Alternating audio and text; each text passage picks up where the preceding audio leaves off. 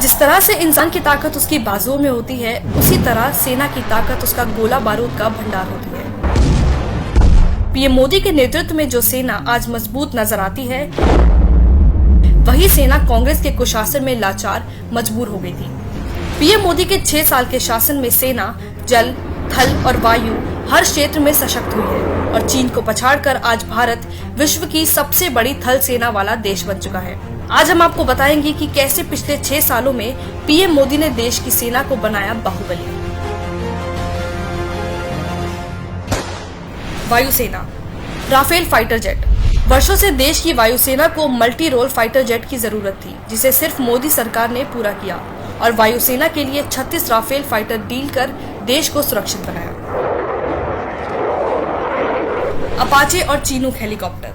मोदी सरकार ने 2015 में बोइंग से 17,05,000 करोड़ रुपए के 22 अपाचे और 15 चिनूक हेलीकॉप्टर खरीदने का सौदा किया था। अपाचे दुनिया के सबसे अच्छे लड़ाकू हेलीकॉप्टर माने जाते हैं। कम ऊंचाई पर उड़ने की क्षमता की वजह से ये पहाड़ी क्षेत्रों में छिपकर वार करने में सक्षम है। C-17 ग्लोबल मास्टर विमान। अमेरिका की बोइंग कंपनी से मोदी सरकार ने एक और डील की। इसमें उन्होंने उनसे उनका C-17 ग्लोबल मास्टर विमान खरीदा। ये विमान किसी भी मौसम में लंबी दूरी तक बड़े लड़ाकू उपकरणों और सैनिकों को ले जाने में सक्षम है।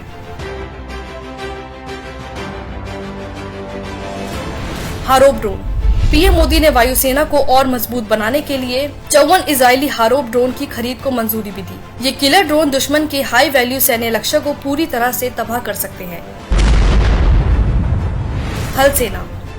S-400 missile defence system. S-400 missile defence system को दुनिया में सबसे अत्याधुनिक माना जाता है। पीएम मोदी 40,000 करोड़ रुपए खर्च कर इस मिसाइल डिफेंस सिस्टम की 5 रेजिमेंट को खरीदकर देश की सेना को मजबूत बना रहे हैं। T-90 tank. मोदी सरकार ने 464 T-90 भीष्म टैंक के लिए रूस से 13,448 करोड़ रुपए का समझौता किया, जिसके तहत नए T-90 टैंक अपग्रेड होंगे और इन्हें भारत में ही बनाया जाएगा।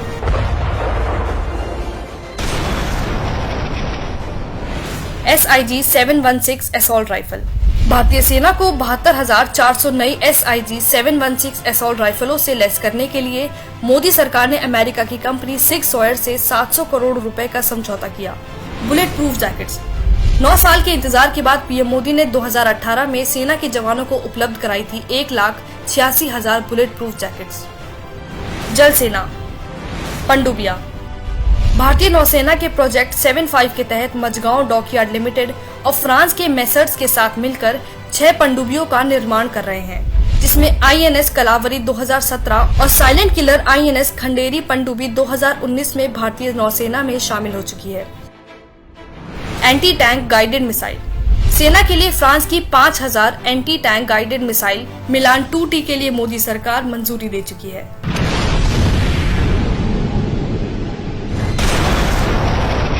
सेना को सशक्त बनाने के लिए पिछले 6 सालों में मोदी सरकार ने सेना को ये हथियार देने के साथ उनको अपना काम करने की पूरी छूट भी दी, चाहे वो दुश्मन देश को उसी के भाषा में जवाब देना हो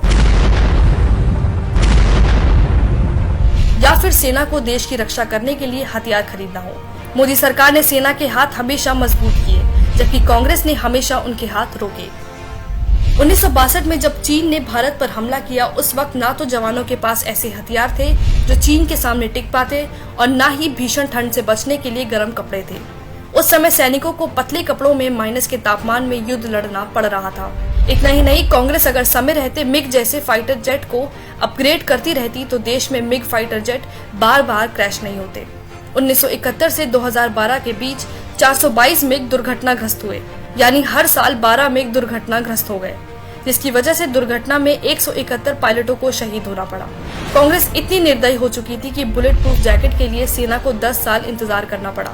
जब बात राफेल फाइटर जेट खरीदने की आई तो कांग्रेस ने हाथ खड़े कर दिए। Because of the shortage of money, this financial year don't expect any finalization of the agreement. Congress सरकार ने देश की सेना को अपंग बनाने का कोई मौका नहीं छोड़ा, जिसको बताने के लिए पूर्व सेना अध्यक्ष जनरल VK सिंह ने मनमोहन सिंह को चिट्ठी भी लिखी थी।